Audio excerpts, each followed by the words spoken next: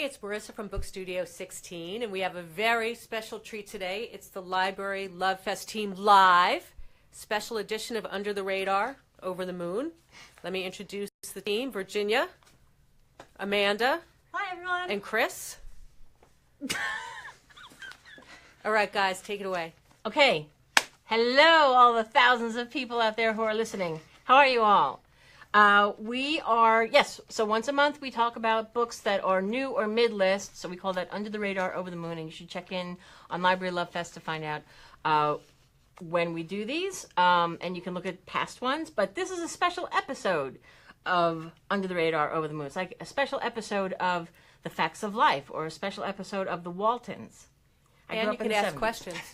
Yeah, ask questions, make them easy. So we're going to talk about books that are new. We're going to talk about books that have authors who have some backlist, and we're going to talk about some debuts. So we're kind of all over the place, but we just thought, why not? Because it's live, and who's going to stop us? Okay, so first thing we want to do is talk about Laura Lippman, who we adore, and you do too, and you know her Tess Monahan series, and you know her standalone series, and she has a new book coming out, which unfortunately I can't show you the cover. I can only show you the back. I'm not allowed to show you the cover first because it's not final, but oh my God, it's so amazing. Look. It's gorgeous. Wow. Too bad you can't see it, but it's amazing, and it's called Sunburn, and it's a little bit of a departure for her. It does take place in Baltimore, but also on like the beaches nearby, and it's very noir, and she sort of does this tribute to James Cain, so it's sort of like Double Indemnity and all that sort of, very sort of mysterious plot. So, and it's a standalone. So it's psychological suspense. It's a pair of lovers. This woman is on vacation with her husband and kid, and she says, I'm going to go make you lunch, and she leaves, and she never comes back. But she meets this guy in a bar, and it becomes this like very twisted, like Postman Always Rings Twice kind of a very sort of suspenseful and noirish kind of a feel to it. So it's very different for her. In the book, there are drinks, because a lot of this takes place in a bar. So we've taken liberty with one of the drinks, and so we're going to make it for you now. We've already added in, it's a pink lady. So we've already put in the ingredients, the applejack, the grenadine, the egg white. We've been very busy here. And now we're just going to add in the most fun part, the gin. Mandy Lou, would you help me? Okay. This is where we do The Girl from Ipanema. That's probably enough. Goodness. Okay, that's enough. I don't know. Okay. Really? No, that's enough. No. You want to shake it? I don't know if I trust myself. Let's see. You do it. Okay. Victoria Sanders says hello. Hello. People are starting to watch. Heyo. So, pink lady. Here we go. Here she comes. Chris, give me a glass. I'm scared. Here we go. It's pink. It is pink. And we are ladies. Present company accepted. Mostly. And this is a toast. Thank you very much. And Mr. Penguin is almost done. And here. Mr. Penguin is almost done. So we wish you all a happy weekend. And here's to Laura Lippman's book, Sunburn, which will be coming out soon-ish. I'll give you the date in a second. But here, cheers. Cheers, cheers, cheers, cheers. Here's to not getting a sunburn. Lots of sunscreen. Yike! Delicious. And now, I'll get a razor for the hair on my chest that drink's going to put up. Oh, can't just go. Okay. The book's coming out in February 2018. Okay, we can't wait. So anyway, that is Sunburn by Laura Lippman. Who wants to go next? I'll wrap up. No, you said first. Go okay, sorry. Okay, so. The Library Love Fest Indecisive Team. It's terrifying. I just want to talk about my bubble machine that I have here, my tiki bubble machine. Hey-oh. It makes... Those are real bubbles. That's not... Okay, that's... Turn off now. Turn off, please. It refuses to... There we go. Okay. That's all I have for today, so I'm going to Thanks so much for tuning in. So, first book I want to talk about is The 12 Mile Strait by Eleanor Henderson. She's an incredible author. She wrote 10,000 Saints. That was her previous book, which I have the jacket of. 10,000 Saints. It was critically acclaimed, New York Times bestseller, all kinds of stuff going on with that. And this is a very ambitious but very human kind of historical epic It takes place in 1930 in Georgia. And it starts with this really horrific scene, honestly, where this young black man is accused of impregnating this sharecropper's daughter. The daughter gives birth to twins, one black, one white, and there's a mystery surrounding their actual parentage, but of course people are quick to jump and accuse this young man, and so he's lynched and he's murdered by these residents and dragged along the 12-mile strait. So that's, I know, a horrifying initial scene to deal with. But it's really an inspection of this family, the sharecropper, his daughter, one of the helpers who is a young black woman who can't speak. She had her tongue cut out at a young age to prevent this family illness. And they all have so many secrets that they're keeping from themselves and each other. And the story unwinds and you discover more about this family and the truth of these two children's parentage. It's really immersive. Like, you really feel like you're there in Georgia, these sharecroppers, these people just trying to get by. But it's really, again, these secrets and the relationships within this family as you navigate this really perilous, landscape and timeline of what happened to this young man and why. It just is so good, and she's a brilliant author.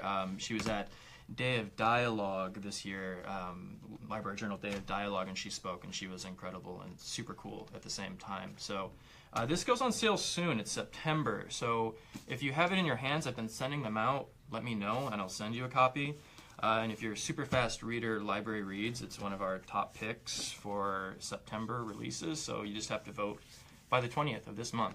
No pressure. I just hope you read it. So that's 12 Miles Straight by Eleanor Henderson. All right, people are starting to tune in. Good. Ask questions, everyone. Yes. If you want specific recommendations, we always love giving those. So I know. What are you going to talk about? I'm going to talk about one that's going to completely change the tone of everything that we've been talking about, but I love it, so I'm just going to do it anyway. This is Talon of God by Wesley Snipes and Ray Norman. I am sort of the fantasy sci-fi guru of the department, and so when I heard about this one, I was so excited.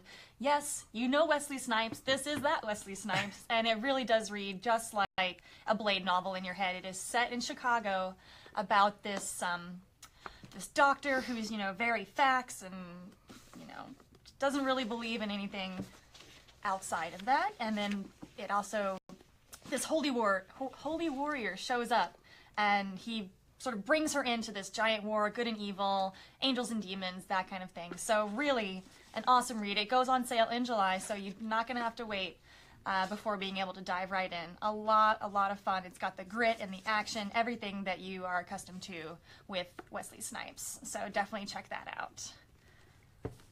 And on to the next one. I'll go. So we just came back from the American Library Association, which was held in Chicago. It was ginormous. There were over 22,000 librarians alone that attended this thing. So we were crazy busy the whole entire time. We had 17 authors at the show. And one of the authors who we had there was Stephanie Powell Watts, who wrote No One Is Coming to Save Us, which is a debut novel that came out in April. And it was the Sarah Jessica Parker book club pick. So there's this, it's a site that is co-sponsored with the American Library Association, and Sarah Jessica Parker has endeavored to begin this book club, and we were thrilled to find out that Stephanie Powell Watts' book was the inaugural pick for the book club, and rightfully so. Everybody submitted titles. We were so thrilled that this one was picked. It hits all the right spots. As I said, it's a debut novel, and it is set in North Carolina, and it's about the haves and the have-nots, and it's about a man who lived there and left family and friends, went away. They didn't have any money. He made his money, came back, and he comes back to win the woman over who he loved. But she's no longer available, or so you think. And so it's not just a romance. If it were, it would not have been picked. It hits all of these social marks, and it talks about being born into, having luck, making your fortune, trying as hard as you can but still not getting it, looking at the people up on the hill where they have everything and you have nothing. It's so good. It just talks about so many sweet spots. It's heartbreaking. There are moments where it's very tender and funny, and it thrilled us, but when I thought about it, I thought, this makes sense that this book was picked, because it really does speak to so many people, and I feel like I feel like it has such a wide readership. It is not for men. It is not solely for women. It's so wide. It speaks to so many different, just to so many different readers, and I just loved it. I love this book so much, and man, the author couldn't have been lovelier, couldn't have been more gracious and grateful. There were 2,200 people who attended this event, and it was just so, so great. So check out this book, No One Is Coming to Save Us, with the SJP seal, and go to bookclubcentral.org, and you'll find out more information about it, all on ALA book list. They're all together, and it's fabulous. So do it. Okay, who's next? I'll go. And no questions right now, right? Ask us questions, anything you like. Right, we have over 100 people watching. Hello. What? Hi, And everyone. some people want to know, what book should they take on vacation with them? Oh. I can answer that. Question. All right. I'm going. I'm going on this one. Do I have it? Do I have it? Do I have it? You know, my two big faves. Hey-oh, hey-oh, hey-oh, hey-oh. Yes! Ooh. A shawing, a ding-a-ding, a ding-a-ding. Okay, so here are two books that I think everybody now is in love with. This book is coming out, so, in all fairness, you can't get this book until January. You can't actually go on vacation with it. But it is available on Edelweiss, and it is called The Woman in the Window by A.J. Finn. This is a debut psychological thriller that you are going to hear so much about. It's fantastic. It is. We've been talking about this book for forever, but it does come out in January.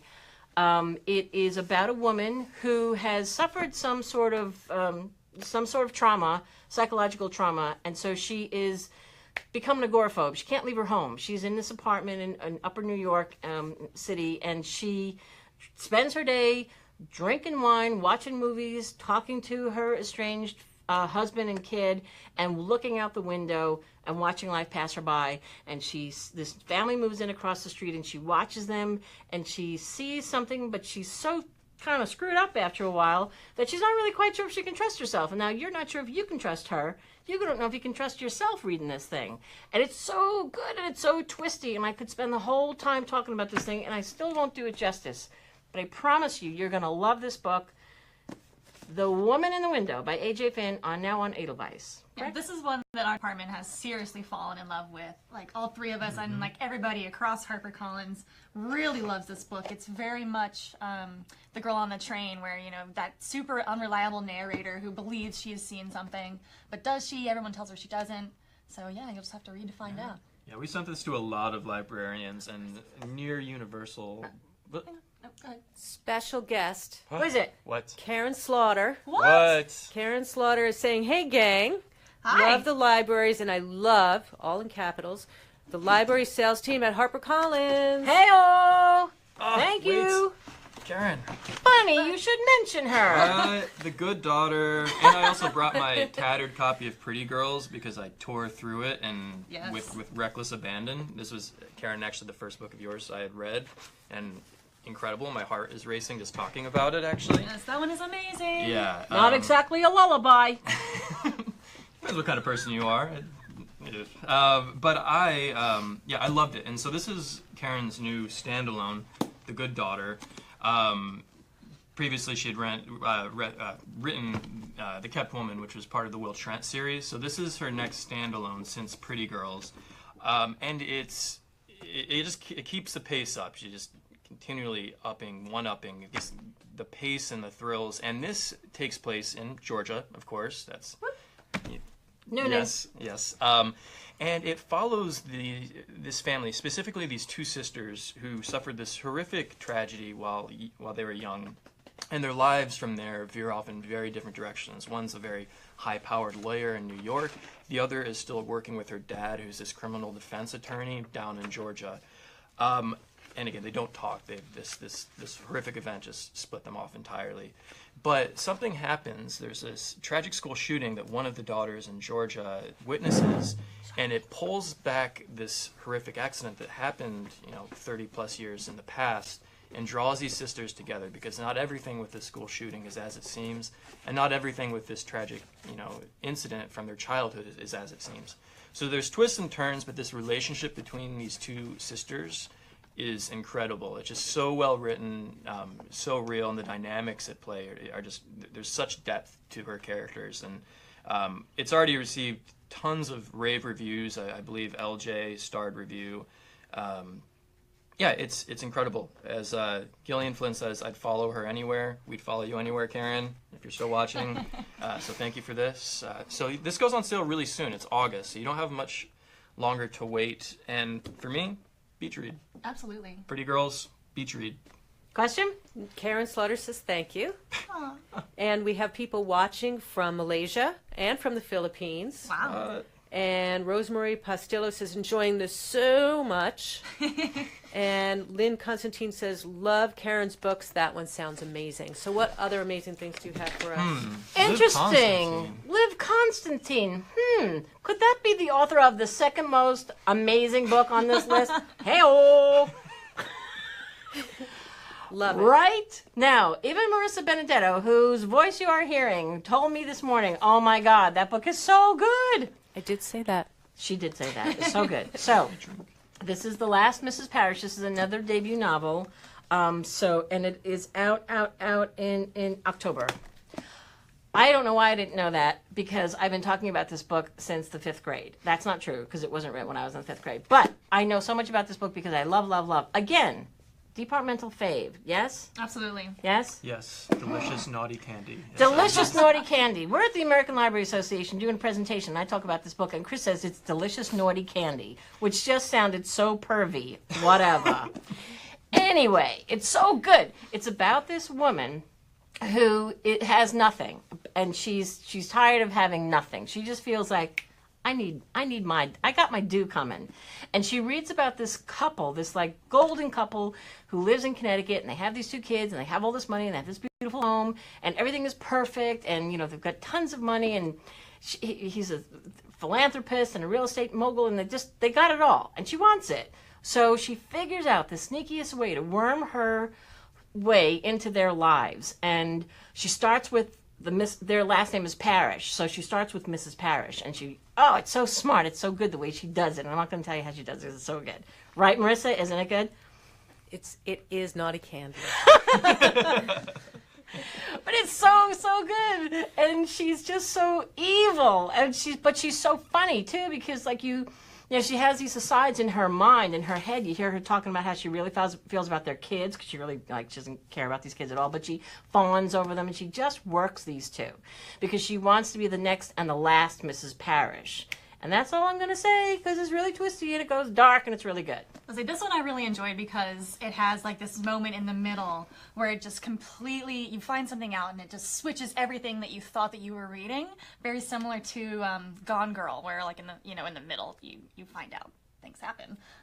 But yes, very similar to Gone Girl in that aspect. And I just loved how deep you got into these, like the con woman and the family who she's trying to get into. Yeah. There's so much stuff going on behind the scenes for all 3 of them that it is just amazing. Nothing is as it seems. It's so good. I really hope there are no other authors who are watching, because we better have their books here. But anyway, that was so not planted. So I'm really glad that we had your book here. But there's no way we wouldn't, because it's so good.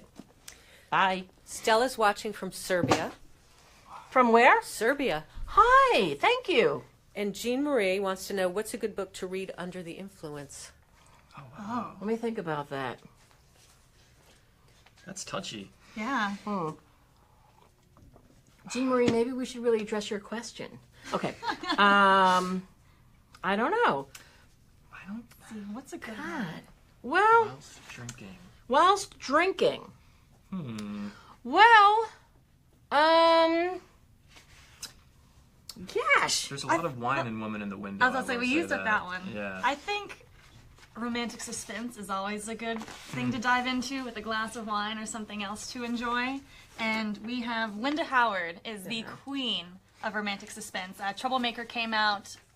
It's already on sale, so you can dive in. She's got a whole ton of books, but this one is the first one that I read by her, and it is so good.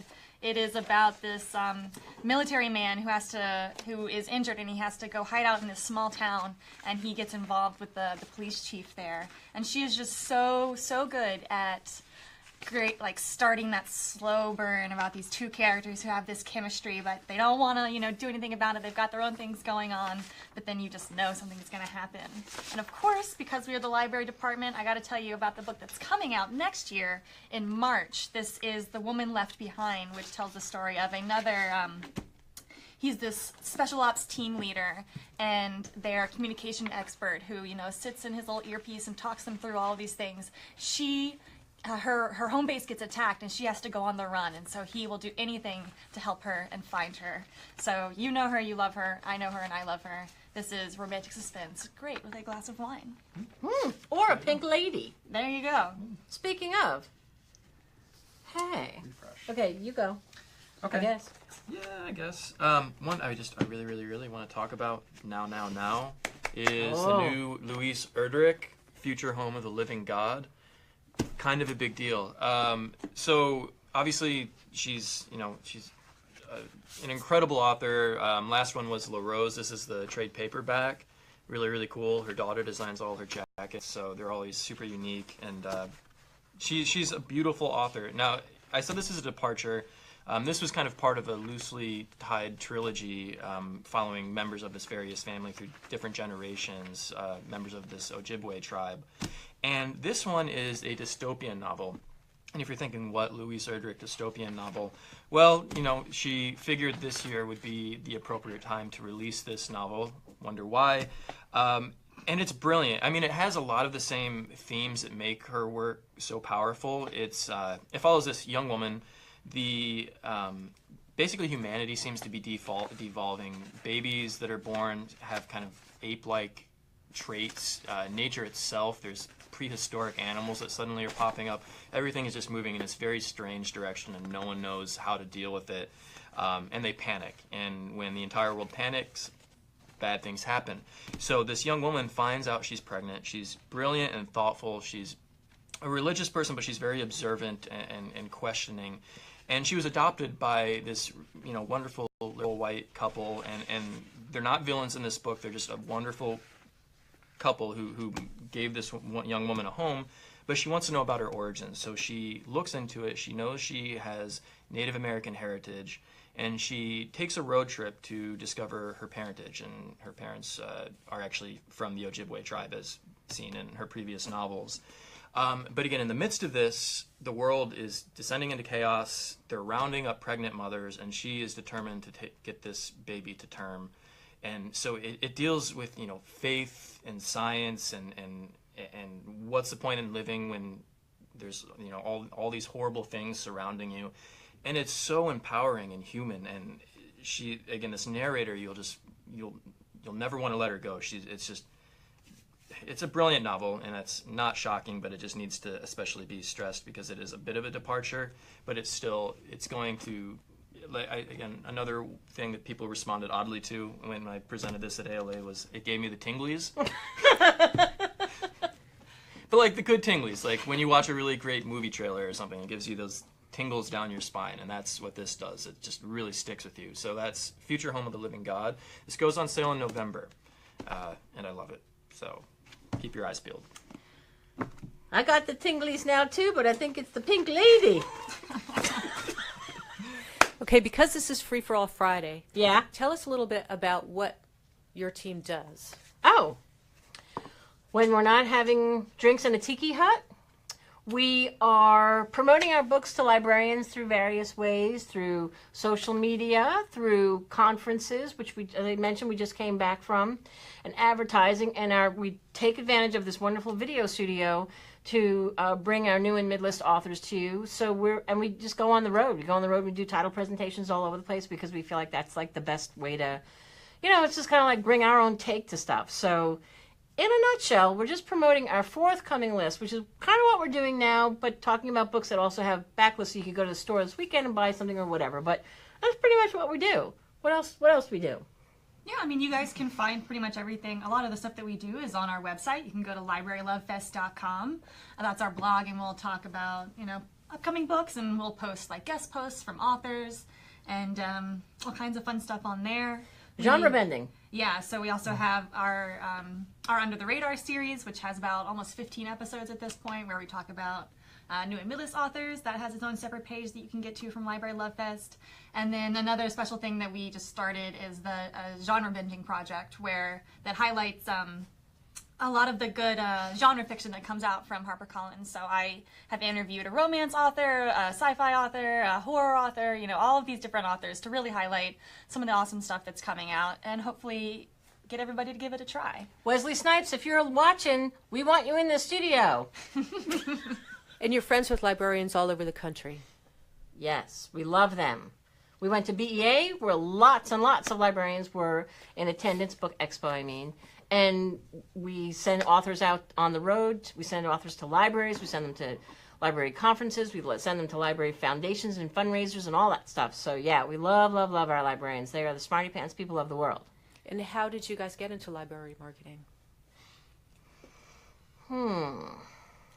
So Virginia basically started library marketing, so... 29 years ago. Literally 29 years ago, I started working here. And I, we work for, our department is called Academic and Library Marketing, but we're really very separate. We do separate things. We have separate audiences, separate marketplaces. And so, we just decided that instead of, let's focus on one market or the other market. So half the department does academic and we do library, and it started out real small. It was really only 4 of us all together for the whole department, and so we just decided the company saw what an important marketplace this was. They always knew, but they poured more resources into it. We grew our department, and we went from standing in a 10-by-10 booth at a conference rolling posters to having this ginormous presence at national library conferences and bringing a ton of authors and just taking advantage of every opportunity. So I kind of fell into it, and I think that there aren't any coincidences, and I was meant to do it. Did you say you worked here for 29 years? I did. So when is the 30th anniversary? March. So we're going to have a big party? Hey-o! All right. And how did you guys end up working with Virginia? So if you cut it earlier, I grew up in Georgia, but I always kind of knew that I wanted to do publishing. So I went to the Summer Publishing Institute at NYU, and that really, exposed me to a lot of different aspects of publishing that I probably never would have known about. And at the end of that program, I heard about this job in library marketing, and it was really kind of another, sort of fate thing where I have always said that if I didn't make it in publishing, I was going to go back to school and become a librarian. So I was like, this is perfect. So I applied and moved up here, and here I am. Here you are in a tiki hut drinking at 10 in the morning. Who would have thought? What about you, Chris? So I was an English major. I think that's pretty common amongst All publishing 3 of us. people. Yeah. But I graduated and was a little more wayward than I think Amanda, for sure. So I ended up working in a call center, honestly, and it was, that's a job people need to do, but I didn't do much for me, honestly, and I my passion and what really kept me going was going back and reading and writing, and I started researching it more, the industry, and I thought it was a really interesting time. When I really started looking at it, it was still when ebooks were changing the landscape potentially, and there was all these various trends that were really changing the industry. So I decided to give it a shot and moved to New York, and didn't really have any idea what I was doing, but I moved here, and it took me about a year, and I met some really interesting people and had some interviews that were incredible, but I just didn't get the job initially. But then I found out they accept old interns, and I was like a 26-year-old intern 2 summers ago, and worked my butt off and went great and learned a ton, and this job opened up, and I've always been a library goer, so it was a great fit, and I love talking about books. I think that's really kind of the prerequisite for this job is you kind of have to care about books, and I do. Care about books? Yeah, you have to not hate books, and If you don't hate books, you got the job. I didn't. I admitted I did not hate books. In the interview, I said to Chris, "What's the wackiest thing you've ever done?" Because we have to do wacky stuff. And what did you tell me? I ran around campus howling like a wolf and pretending to be a werewolf with my werewolf clan. I said, "You're hired." Actually, it's a pack. Werewolves don't run in clans. They're packs. So, and that was it. That's what did it. Yes. So.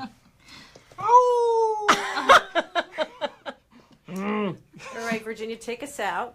Maybe one final book that you want everybody to pay attention to. All right. Let's see. How we doing on, let's see. Hang on. Hang on. Still have over 100 people watching. Really? Do they Yep. want to leave? Do they want us to stay? What do they want us to do? Well, we always want you to stay. So, Harper Academic says that they love you. Aww. Nikki wants to know who the person in the middle is. That would be Virginia. Who's Nikki? Nikki Robinson. Well, Nikki, let's talk later. All right, here. Can you hold this for a second? Oh wow, that's It's a mock-up, but I can show it. nice. So this is so exciting. We have this book, Wonder Woman. Yes, complete with. Here, Chris, you can put that on your head. Yes, I was hoping you'd ask. Okay. We're very excited about this. Harper Design has this fabulous Wonder Woman tie-in book, and we are really psyched about it. And all three of us just saw this movie this weekend, and so that's kind of a cool thing. And I think if anybody hasn't seen this movie, you kind of need to, because it's really wonderful. And you want to show the interiors of that because they're pretty cool. The jacket's not final, but it's the one that's in the catalog. It's close. I'm telling you what. This is by Signe Bergstrom, the book, and it talks about the history of Wonder Woman and how and why she became such an important icon from her beginnings in DC Comics to the TV show with Linda Carter to the animated TV show to the latest Wonder Woman movie with Gal Gadot. We couldn't figure out how to say Gadot. She's great. Godot is how it is pronounced. Gal Gadot. So lots of imagery and text about the upcoming Justice League film that's premiering in November 2017, which is of which Wonder Woman is a part. So, I mean, if we're going to end, I think that's kind of a cool way to end because then everybody should go to the movies. Yeah. I don't know. Do you want to do one last quick round or should we stop? One last quick round, and Victoria says, sing a ditty. Sing a ditty. Mele Kaliki Maka is the thing to say on a bright Hawaiian Christmas day in Hawaii. There, I'll do anything she tells me to do. That was for you, Victoria. Can I just read one thing really quick? Because I don't know that I gave Laura Lippman's Sunburn its due. So can I just read the first three sentences? Absolutely. Okay. June 11th, 1995, Belleville, Delaware. It's the sunburned shoulders that get him. Pink, peeling. The burn is 2 days old, he gauges. Earned on Friday, painful to the touch yesterday. Today, an itchy soreness that's hard not to keep fingering, probing, as she's doing right now, in an absent-minded way. The skin has started sloughing off. Soon those narrow shoulders won't be so tender. Why would a redhead well into her 30s make such a rookie mistake? Ah! That's so Postman always rings twice kind of. Bleh. Okay, anyway, that was mine. Go. Yeah, so On Child Out, Jillian McMillan, author of What She Knew and The Perfect Girl, which I know you really loved. She's incredible. This is the first one I read by her, so I'm extra, like, starry-eyed. It follows, like, 5 different characters, but basically it's these two young friends, in Bristol, and one is a young white child. He's sickly. He's been sickly his whole life. The other is a Somali refugee. But they're both super smart, go to this prestigious school. But one morning, the young sickly child is found washed up in this Bristol canal, and his friend refuses to speak. And it ignites all these kind of immigrant unrest, and the families have all these secrets of their own that they have to confront, while again kind of wading through all this tumultuous immigrant hate, essentially. So it's really timely, and the characters are just they're so well written. They're all so unique, and she's just an incredible author. So that's Odd Child Out. It goes on sale October, and if you haven't read What She Knew or The Perfect Girl, those are on sale now. Also good beach reads. So yeah. Lightning round. Lightning round. Okay, one that I cannot not talk about while we're here is. Oh, good. This is a fake thing. This is The Child Finder by Renee Denfeld. And this is another one that we all are really excited about. It is the lead read for the fall, which basically means that the HarperCollins sales force really loves it and wants everybody to read it. So do it. It comes out in September, but it is the story of a woman who is known, who has this kind of uncanny ability to find missing children, and she roams the country finding missing children. And so this is the story of one case where this young girl has gone missing in the woods in Oregon. And so you get her story and you get the kid's story, and it is just beautifully, beautifully written, very sort of mystical and magical and fantastical in this snow-covered land, and how this child is surviving what is happening to her. If you want to get a taste, so like I said, this is coming out in September. If you want to get a taste, she has The Enchanted, which is on sale now. It's out in paperback, which will give you a taste of her writing. It is set in a prison about this another investigator who is really good at finding little secrets that help these men get off death row. And it also follows one of the inmates who survives, living here by imagining the prison as a totally different place, an enchanted place. So definitely check these two out. Renee Denfeld is amazing. So good. So good. Again, Departmental Love. It's a fabulous book. Can I do one more lightning round? Absolutely. And Kathy Salmon says, "Who is that beautiful woman in the center? Hubba, hubba." Really? Oh, ow. Call 1-800-CALL-ME. Okay. I don't even know what I'm talking about right now. Okay. Armistead Maupin, Tales of the City. Who hasn't read it? Who hasn't seen it? If you haven't, you must. It's fabulous. And that series, remember on PBS with Olympia Dukakis and Laura Linney? It's coming back, which is amazing. So he has his memoir, Logical Family. Not biological family, but the logical family that he finds along the way, that he makes on his own.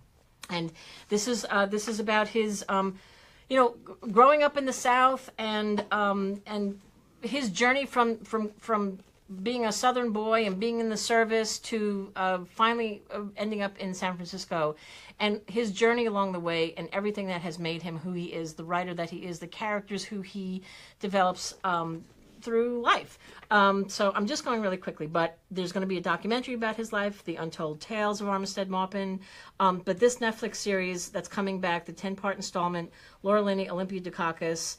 Armistead is going to be the executive producer. Michael Cunningham, who wrote The Hours, has penned the first script. That's really, really exciting. If you didn't see it the first time around, oh my God, check that out. It is so good. But this is just such a beautiful, beautiful book because it's, and there's a great quote. I just had to read this really quick. Great quote from Neil Gaiman. There's so many quotes, Mary Carr, Neil Gaiman, but Neil Gaiman says, "A book for any of us, gay or straight, who has had to find our family.